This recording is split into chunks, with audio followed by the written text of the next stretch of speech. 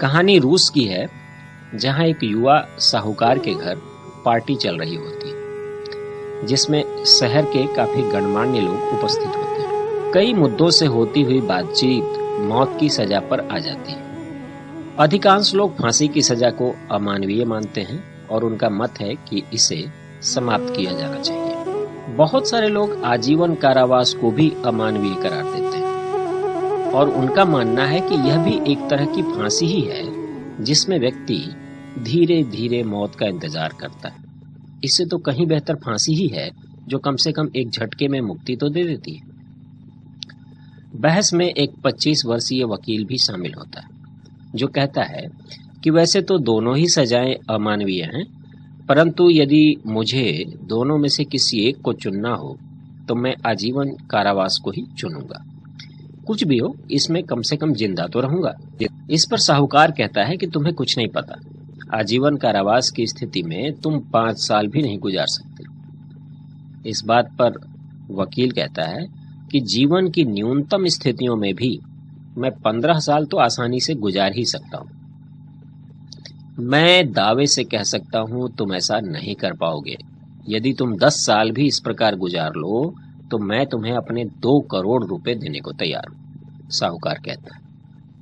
वकील भी जोश में आ जाता है और कहता है कि यदि तुम शर्त लगाते हो तो मैं तैयार हूं।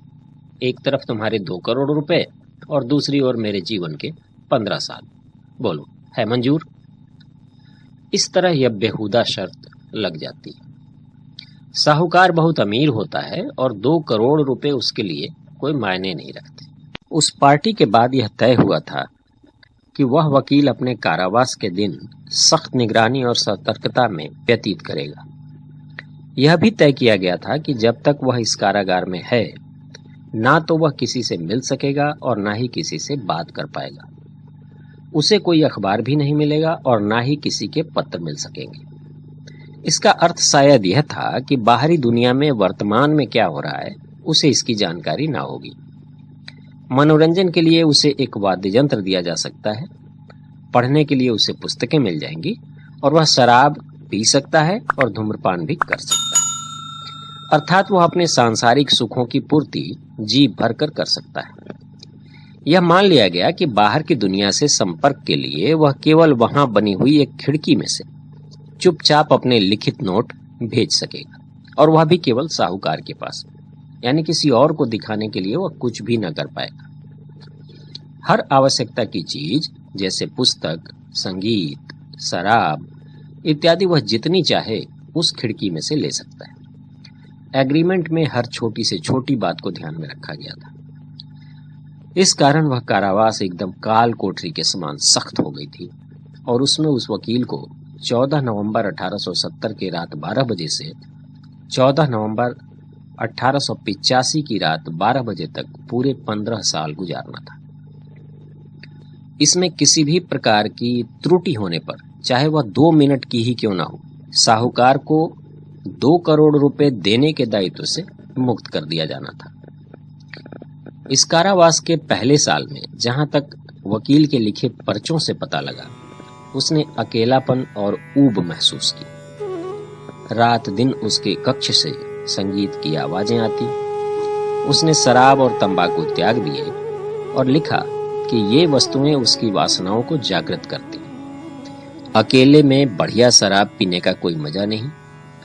सिगरेट से कमरे में धुआं भर जाता है और वहां का वातावरण दूषित हो जाता है। यानी अकेले रहने से और किसी के समक्ष दिखावा न कर पाने पर सांसारिक सुखों की उसकी लालसा समाप्त होने लगी। ये चीजें उसे अब तृप्त न कर पा रही थी। पहले वर्ष में उसने हल्की फुल्की किताबें पढ़ी, जिनमें अधिकतर सुखांतक, कामोत्तेजक, अपराध संबंधी या इसी तरह के उपन्यास थे। दूसरे वर्ष में संगीत बजना बंद हो गया और बंदी ने अधिकतर उत्कृष्ट और शास्त्रीय साहित्य में रुचि ली। 5वें वर्ष में संगीत फिर से सुना जाने लगा और शराब की भी मांग आई। खिड़की से झांक कर देखा गया कि वह अधिकतर खाने पीने और सोने में ही अपना समय बिताता रहा। अक्सर वह जम्हाइयां लेते हुए देखा गया और कभी कभी अपने आप से गुस्से में बोलता रहता। पढ़ना भी उसका बहुत कम हो गया था। वो कभी कभी रात्रि में लिखने बैठ जाता और बहुत देर तक लिखता रहता। और सुबह को वह सब लिखा हुआ फाड़कर फेंक देता। कई बार उसको रोते हुए भी देखा गया और छठे साल के अंत में उसने भाषा, साहित्य, दर्शन शास्त्र और इतिहास में रुचि लेना प्रारंभ किया। वह बड़ी तेजी से पढ़ने लगा और यहाँ तक कि साहूकार को उसकी पुस्तकों की मांग को पूरा करना भी कठिन हो गया।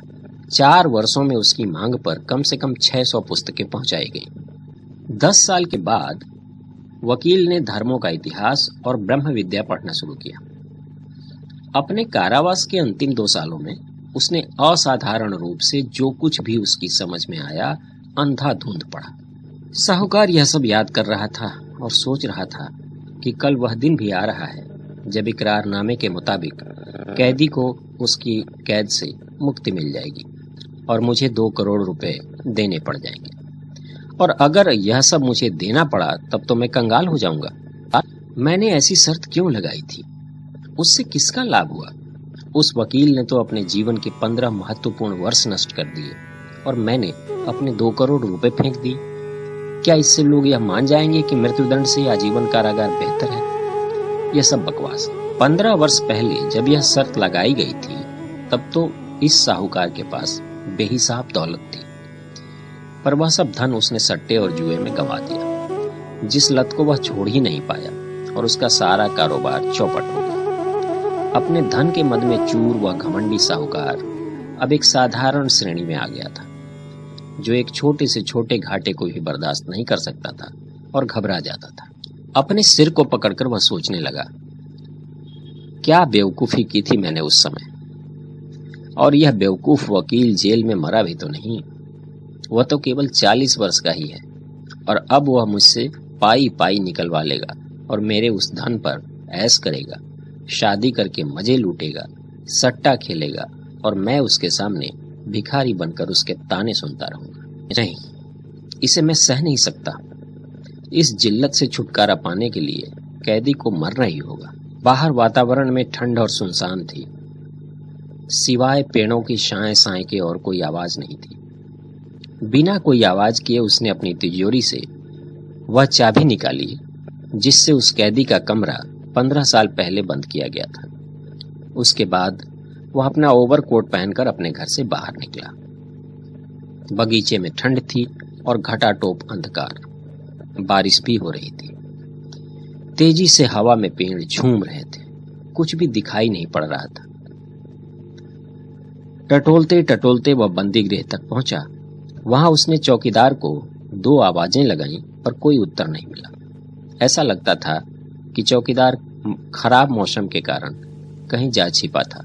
साहूकार ने सोचा कि यदि मुझे अपने इरादे को पूरा करना है तो हिम्मत से काम लेना होगा। इस सारे मामले में सुबह तो चौकीदार पर ही जाएगा। अंधेरे में उसने सीढ़ियों को ढूंढा और फिर बागीचे के हॉल में घुस गया। उसने कांपते और घबराते हुए खिड़की में झांका और देखा कि बंदी के कक्ष में एक मोमबत्ती जल रही है जिससे हल्की रोशनी है। बंदी अपनी मेज के सामने बैठा था और उसकी पीठ, उसके हाथ और उसके बाल दिखलाई पड़ रहे थे। वहां उसके पास की कुर्सी और चारपाई पर पुस्तकें बिखरी पड़ी थीं। 5 मिनट बीत गए और इस बीच में बंदी एक बार भी न हिला न डुला। 15 वर्ष के कारावास ने उसे बिना हिले डुले बैठा रहना सिखा दिया था। साहूकार ने खिड़की पर खट खट की आवाज की, फिर भी कैदी ने कोई हरकत नहीं की। तब उस साहूकार ने बड़ी सतर्कता से उसके दरवाजे की सील तोड़ी और ताले में अपनी चाबी डाली। ताले में हालांकि जंग लगा हुआ था, पर कुछ जोर लगाने पर वह खुल गया।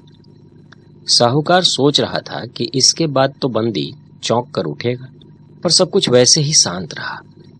तब कुछ देर रुककर वह कमरे में घुसा। उसने देखा कि कुर्सी पर मेज के सामने जो व्यक्ति बैठा है वह केवल एक ढांचा मात्र है जो खाल से ढका है। उसके बाल लंबे हैं और दाढ़ी बड़ी है। उसके हाथ, जिनसे वह अपने सिर को सहारा दिए बैठा है, कंकाल की तरह हैं, जिसे देखकर भी डर लगता है। सारे बाल चांदी की तरह सफेद हो चुके हैं। उसे देखकर किसी को विश्वास ही नहीं हो सकता था कि वह केवल 40 वर्ष का है। उसके सामने मेज पर एक कागज पड़ा हुआ था जिस पर कुछ लिखा हुआ भी था। साहूकार सोचने लगा, बेचारा सो रहा है, शायद वह अपने सपनों में उन करोड़ों रुपयों को देख रहा होगा जो उसे मुझसे मिलेंगे, पर मैं समझता हूं कि मैं इसको बिस्तर पर फेंक कर तकिए से दबा दूंगा तो उसकी सांस रुक जाएगी। फिर कोई भी यह पता नहीं लगा सकेगा कि उसकी मौत कैसे हुई। सब इसे प्राकृतिक मृत्यु ही समझेंगे। लेकिन इसके पहले जरा देख तो लूं कि इस कागज के टुकड़े पर उसने लिखा क्या है। यह सोचकर साहूकार ने मेज पर से वह कागज उठाया और पढ़ने लगा। कल रात को 12 बजे मुझे मेरे कैद से मुक्ति मिल जाएगी। परमेश्वर जो मुझे देख रहा है उसको साक्षी करके और अपने अंतःकरण से मैं यह कह रहा हूं कि अपनी यह मुक्ति, अपना यह जीवन, स्वास्थ्य और अन्य सब कुछ जिसे संसार में वरदान कहा जाता है, इन सब से मुझे विरक्ति हो गई है। इन 15 वर्षों में मैंने इस सांसारिक जीवन का गहन अध्ययन किया है। पुस्तकों से मुझे बहुत ज्ञान मिला है। मानव की अटल विचारधारा जो सदियों में संचित हुई है मेरे मस्तिष्क में एक ग्रंथि बन गई है और अब मैं जानता हूं कि मैं आप सब लोगों से अधिक चतुर हूं। फिर भी इन सभी पुस्तकों और इसके ज्ञान को तुच्छ समझता हूं और यह जानकर कि संसार का सारा ज्ञान और वरदान व्यर्थ है, मैं उनकी उपेक्षा करता हूं। यहाँ हर चीज मृग मरीचिका के समान क्षणभंगुर है, काल्पनिक है। आप लोग इस सौंदर्य तथा अथाह भंडार पर गर्व कर सकते हैं, पर मृत्यु के गाल में पड़कर इस संसार से सब चले जाएंगे। आपका सारा इतिहास और मानव का सारा ज्ञान पृथ्वी के गर्त में समा जाएगा।